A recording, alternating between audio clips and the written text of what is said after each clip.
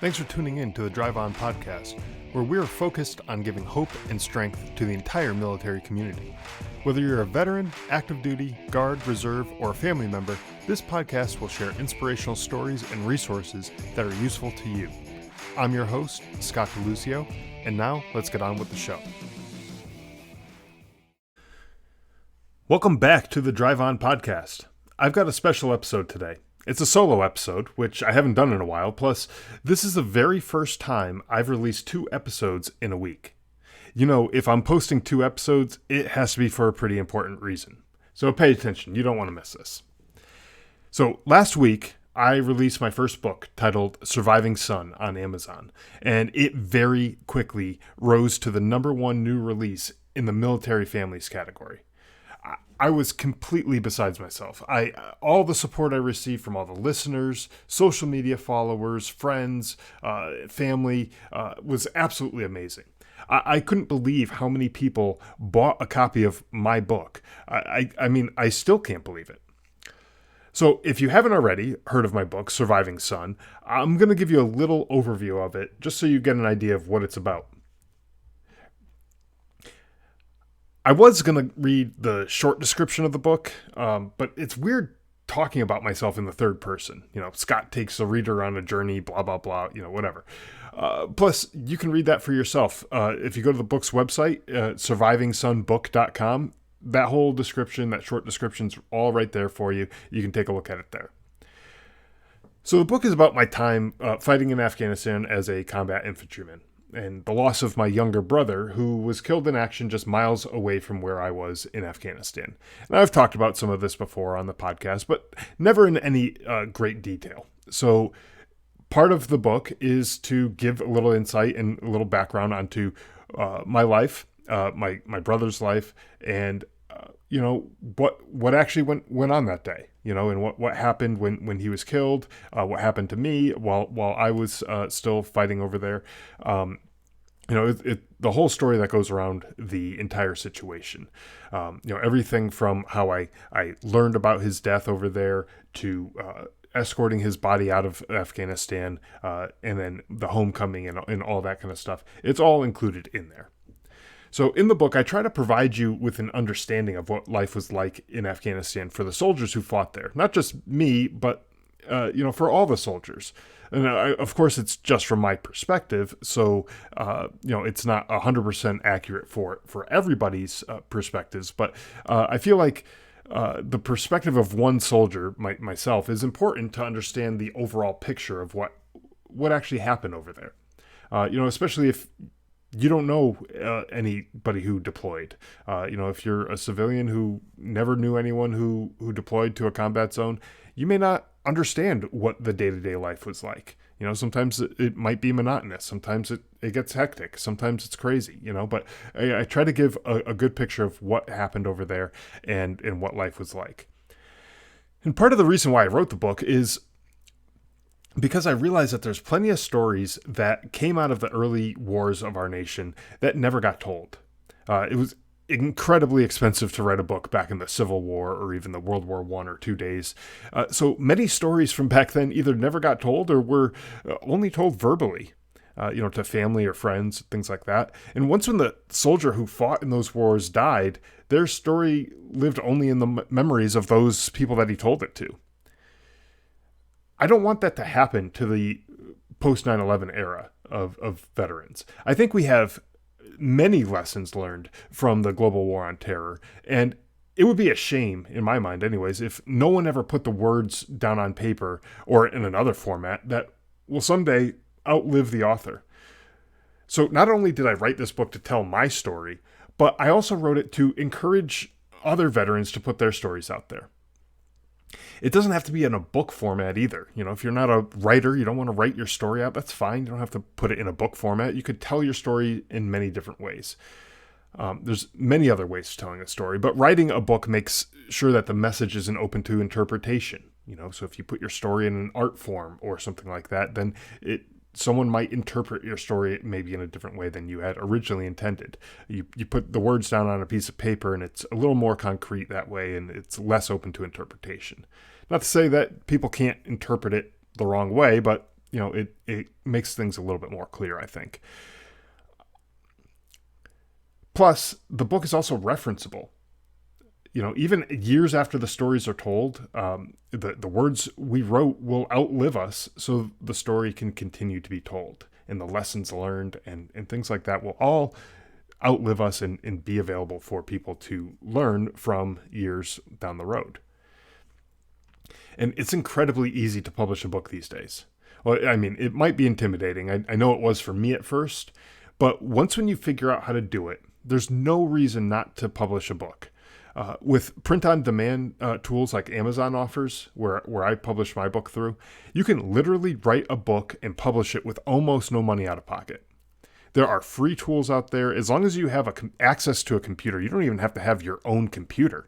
If you go to a library or you borrow a friend's computer or something like that, you can write a whole story using maybe like Google Docs, for example, or other free online tools. There's other tools that I've used to help format the book that are online, and they're completely free. And so there's great tools, great resources out there that you can use to write your book, and you don't have to pay anything until the first book is sold. And really, it's just taking a cut out of the profit from the book, and you're paying just for the printing and distribution and things like that of the book. So you can do this. You can literally write a book with very little or almost no money out of pocket in order to do that.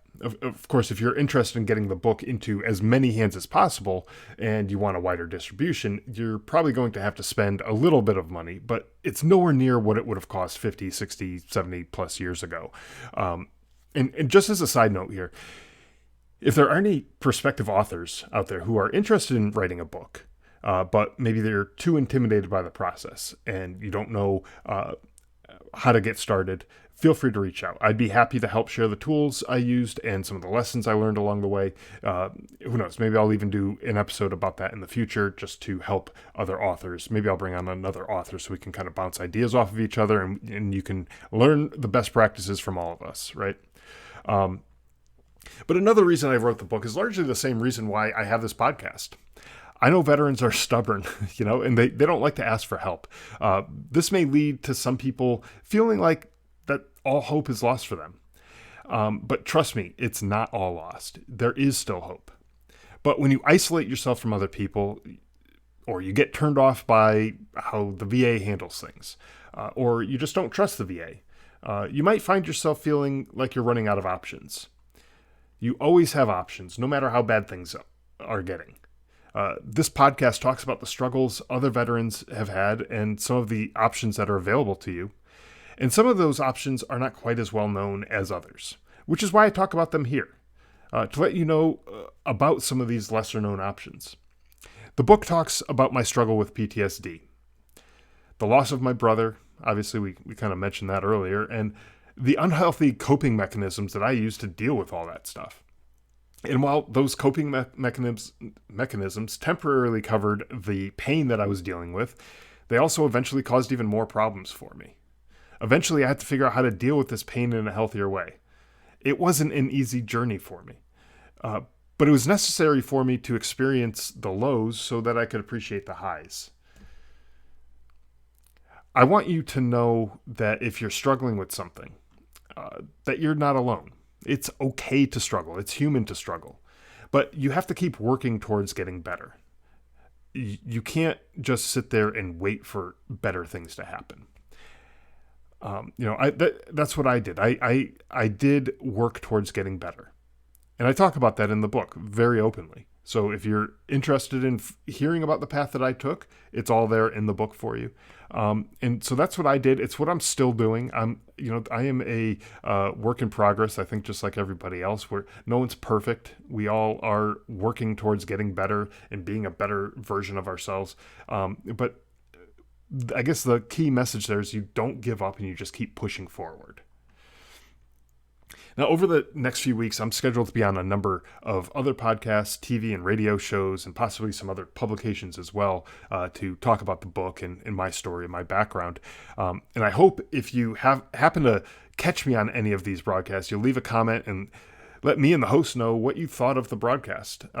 Feedback like that helps the host book guests that fit their audience, fit what their audience is looking for. And, it also, quite frankly, helps me to know, am I talking about anything that's worthwhile, So if you happen to catch any of those broadcasts, definitely reach out. Let me know what you think they were like, and what you liked about it, what you didn't like about it.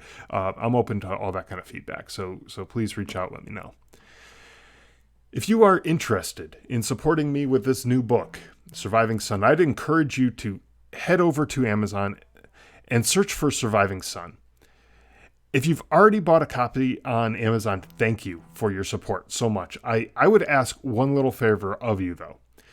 If you've already bought the book through Amazon, head on back to the Surviving Son page on Amazon. And just go to Amazon.com, search for Surviving Son. It should come up there in the search results, and leave a review. Let me know what you thought of the book. Hopefully, you'll want to give it a 5-star review, because that helps the book get discovered by more people, especially if you've bought the book before, from Amazon. That really helps the rankings and helps get that book in front of other people. Now, if you'd like an autographed copy of the book, I'm actually kind of blown away that people actually have asked me for an autographed copy of the book. But there are some people who want that. And if you would like an autographed copy, there are 2 ways that you can go about doing that. One is to buy your copy directly on survivingsonbook.com. There's a yellow button that says get an autographed copy down on the page there, and use that to complete your purchase. Click through that. It'll go through the whole thing. As soon as you do that, I'll get a notification that you want the autograph, and I'll get it signed and shipped to you as soon as possible. There's also a place on the checkout page for you to add some personalization notes. So if you want to buy it as a gift, or you want it to say something special, I'm happy to do that for you too. So go ahead and fill that out. Just let me know what you want it to say in the autographed copy, and I'm more than happy to do that. Again, I'm kind of blown away that anybody would want a signed copy of the book from me, but it seems like quite a few people actually do. I've sold quite a few of those signed copies already, so that's amazing. It's great, and I thank every one of you who's already bought a copy of the book too. So,